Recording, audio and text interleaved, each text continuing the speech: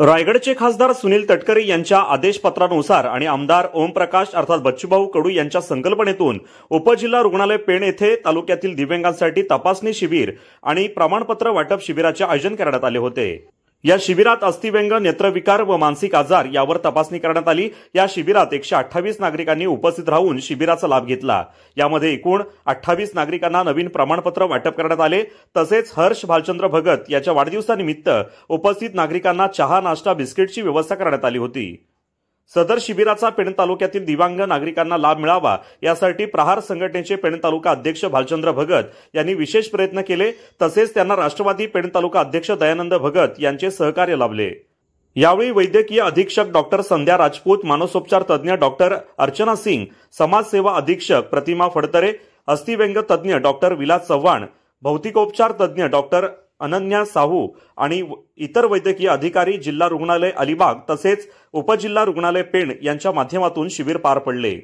या कार्यक्रमाला पेण तालुका प्रहार संघटना अध्यक्ष भालचंद्र भगत, उपतालुका अध्यक्ष राकेश म्हात्रे, उपतालुका अध्यक्ष अमरचंद पाटील, सदस्य प्रसाद बारटक्के, ग्रामपंचायत सदस्य अनिता भालचंद्र भगत, राष्ट्रवादी पेण तालुका उपाध्यक्ष कैलास मधुकर हुटे, अरुण पोशाघरत, राम भगत यांनी शिबिर यशस्वी करण्यासाठी मेहनत घेतली। सुनीलजी तटकरे यांच्या विशेष सूचनेतून पूर्ण रायगड जिल्ह्यावर दिव्यांग शिबिर आयोजित करण्यासाठी सांगितले आहे आणि प्रहार अपंग क्रांती संघटनेच्या मागणीनुसार आज पेण 11 तारखेला आपल्याकडे दिव्यांगांना सर्टिफिकेट व दिव्यांग चेकिंग कॅम्प ठेवलाय।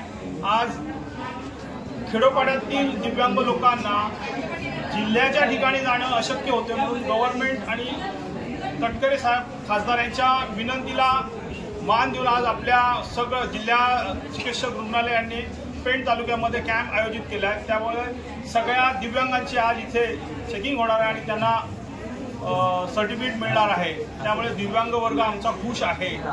या सुप्त उपक्रमामुळे खेडोपाड्यातील सर्व दिव्यांगांना आज सर्टिफिकेट मिळतील आणि शासन ते पुरवतील।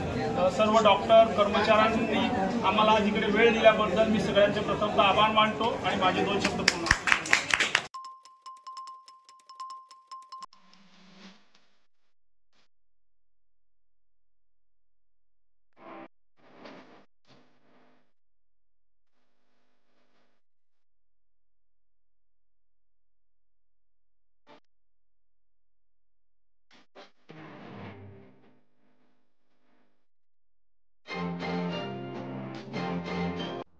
अशाच ताज्या अपडेट्स मिळवण्यासाठी आपल्या रंग मराठी न्यूज चॅनेलला सबस्क्राइब करा आणि बाजूच्या बेल आयकॉनवरती क्लिक करा। धन्यवाद।